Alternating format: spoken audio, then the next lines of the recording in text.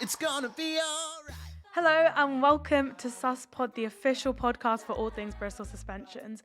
I'm Alisha, the current marketing manager of the group, which is a UK mixed a cappella group from the University of Bristol.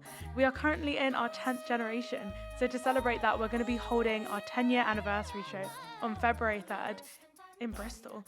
So basically, this mini-series is where we're going to be talking to each gen, or members of each gen, and talking about their experiences, the songs they sung, their highlights, and of course, a little bit of a cappella gossip. We cannot wait to have you listen, but for now, enjoy the episode. Hiya and welcome back to the SusPOD. We are here with Gemma again for episode 2, which was filmed on a totally different day from episode 1. So today we're going to talk a bit about the second generation of suspensions and how that kind of progressed. So first of all, how did you feel second gen was in comparison to first gen? Were you doing more? Were there more gigs? Yeah, I think looking back, it's easier to see a kind of overall difference. I think it was a really hard question when you sent this one through, and I was like, how were they different? They were.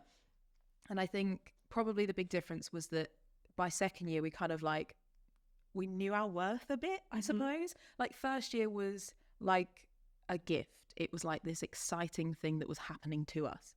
And second year, we were like, oh, we're actually like kind of good. Like we can achieve things. Maybe we should kind of, you know, have bigger plans for ourselves. And like, we worked really hard and we kind of had ambitions that year, I think was probably the difference. And luckily, we achieved those ambitions, guys. Call it magic. Call it true. Call it magic. When I'm with you.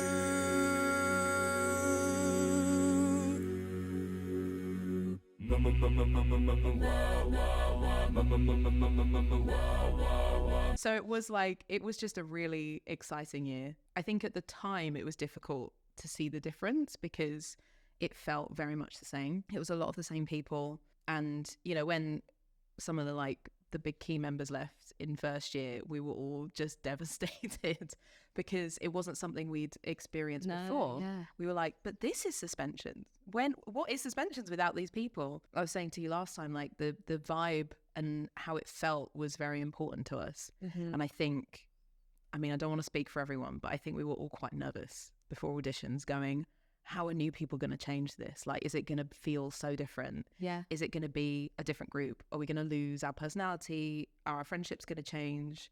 I think it was like a lot to think about for the first time. And then we had 3 new people who just felt like they'd been there the whole time. And there was nothing to worry about, basically. So we just kind of continued on being the suspensions, but with more ambition, I think. How did auditions go? I can't even imagine having to hold the first ever audition. What was that like? And what were you looking for at that point? Because I think, as you were saying, I think every generation feels that, oh my gosh, we're losing these people. We don't know the next generation. We don't know who they're going to be, their voices. How is it going to fit? How is it going to blend? But every single year, the people that we bring on are always just perfect. And it's always lovely to see. But there's always that little bit of anxiety before going in. So well, how was it? Were you involved in the audition panel? Or the I process? wasn't, no. I was lowly secretary, so I wasn't creatively involved. So I wasn't picking anyone, which was great because I could not So have much pressure. handled that kind of responsibility. The first year of auditions, Gen 1, I was just auditioning and it was like a brand new thing and we didn't really know what was going on and it was very nerve-wracking, especially because it was like one of the first times I'd sung in front of people ever. And then second year being like, we knew who we were. Yeah. And it was very like, you don't want to overthink it. You don't want to just be like replacing a person. Exactly. You Yeah, want to so true. look for something new and look for things that people can bring to the group. So I think, yeah, it was really fun. I think we expected like only our friends will come. And actually it was just a bunch of people from across different subjects, from across the uni, different years, all, you know, some of them were like proper, they've been doing musical theatre for years, and some of them just sang in their bedroom sometimes. So it was a nice, real mix of people. And it was really fun singing with lots of different people and like trying people on for size, I suppose, having is a the way new to put it. dynamic to play with. Yeah, definitely. Sure. Was this the year that you filmed Uptown Funk, or was that first year? That was first year. It feels like it was second year, but it was first year. Yeah, we'd had our first music video out, and that was the interesting thing about second year auditions was that people had heard of us. Yeah, people had seen the Uptown Funk music video. Yeah. And like they were like, "Oh, you're that girl who sings that solo. You're the person who sings that." So it was like bolstered our egos a little bit, and we were like, "Yes, we are those people. Thank you so much." I'm too hot, hot damn. Call the police and the fireman. I'm too hot, hot damn. Make a dragon wanna retire, man. I'm too hot, hot damn. Say my name, you know who I am. I'm too hot, hot damn.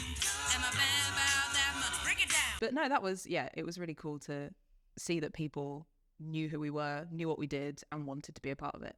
Yeah, and I definitely think that's still a thing that we have in place now with the current group. They keep producing content. The content we put out, I think we sometimes forget that people then coming into the group see that, and that kind of gives them a flavour of what to expect, or that will tell them, should I audition? Should I not audition? It gives you a good kind of assessment of what the group is like. Yeah. And so, I guess that's that first example of how that influenced the second year auditions. Yeah, definitely. So it's really interesting to hear about, actually. Were you doing ICCAs at that point? That was our first year of ICCAs. Was it? Yeah. How was that? It was stressful. I won't be shy about it. It was very stressful. We had arguments as a group. Like, I don't want to say for the first time. We had a lot of friendly arguments, but yeah, there were tensions. Tensions were high. I think the first year of competition is a lot for a lot of people. And competition season is intense. Yeah, it is. And I think that first year when we had no idea what to expect, and we were like, the bar is set so high, we have to be good, we have to get it perfect. We put a lot of pressure on ourselves, I think. And even right up until the last moment, because we hadn't done it before and we were a bit maybe unsure of ourselves. It was like, do we need to change this? On the day we were changing choreo, it was very stressful. But ultimately it was a really cool experience. We saw a lot of really high quality groups. We got feedback from the judges that was really useful. I think did we have a workshop that year, or was it the year before, I think? But we had a workshop with a professional, and it was just that trying to reach new heights, basically. That kind of leads us quite nicely into what you do now in your work with Varsity Vocals. Yeah. What's it like thinking about the first time you ever went to the ICCAs and now you're working with them? Yeah. What is that like? I mean, it is a dream, literally. It's my dream job. I wish I could do it all year. It's really, really cool. It was from that first day that we did it, I was like, whose job is this? Whose job can I steal? I need to do this. And I made it my mission, and it happened. Manifest those dreams, guys. I think it's quite, as you say, the question leads on quite well in that first experience, although it was amazing and it was a fantastic memory to have, it was also a stressful one. Yeah. We didn't know what we were doing. We put a lot of pressure onto ourselves, and that is definitely something that when I was kind of starting to work on ICCAs, and when we took over as producers, we were like, we just don't want that for anyone else. We want people to come to the ICCAs and have a good time. Yeah. It is such a cool experience. It's so cool to see, professional judges giving you feedback, to see amazing guest acts performing, and to meet everyone. It's a really social event. You barely ever you meet so many groups. Yeah. It's definitely a highlight point of the year where you meet so many groups from all over the UK. Yeah. And so for anyone listening that doesn't know what the ICCAs are, I'm going to give you the difficult task of saying what it stands for, because I will forget. So I'm not even going to try. I mean, I still get it wrong, and I write it 600 times a year. It's the International Championship of Collegiate A Cappella. That sounds good. That sounds right. ICCA. I think that's right. Yeah. And so if you don't know, that is also the competition that is featured in the Pitch Perfect films. So really cool for anyone that's ever been brought up watching the Pitch Perfect movies. Forming in that same competition is really surreal. Yeah. But it's very cool. Yeah, it is so cool. I still think it's cool, and I've been working for them for 5 years. And so thinking about Gen 2, what would you say is your fondest memory from the year? I mean, it is such a cliche. It is when we won Voice Fest. And I think it's partly because it like sums up a lot of the rest of the moments that I might say were my favourite moments from the year, because there were lots. There were really like so many nice little moments between people and between friends and achievements. But I think it like summed them all up when we were like, we went and we aimed to be the audience's favourite. Yeah. Like we had a little, a long speech from Joe, which was like, it was like getting the speech from your king before going into battle. It really felt like that. All hail Joe. Yeah, all hail Joe, great emerging leader. Yeah, the crux of it was we've worked really hard. Like we've done the hard work, we've done the serious bit, we've like perfected everything. Let's go and be the audience's favourite. And so that's what we aimed for. And we were genuinely really shocked when we won. And because it was only our second year and there were these amazing groups next to us who had done amazing performances. And we were like, yeah, I mean, we're proud of what we've done, but we're probably not going to win. Like they'll get this many points for choreo, whatever it is that we thought. And then they called our name out and we were like, what is happening? Yeah. And it just felt very like, I don't know, it felt like a real family in that moment, like celebrating together. So it was really nice. It's my favourite moment. When it comes to ICCA season, you've done all the work. You've put in all the hours of rehearsals. Yeah. And so at that point, you know everything. And it's about trusting that everything is in your body. You've got the muscle memory. You've got the arrangements down. All that you need to do is just have a good time. Yeah. Put on a performance. Yeah. So I always try and think like that when I go into ICCAs.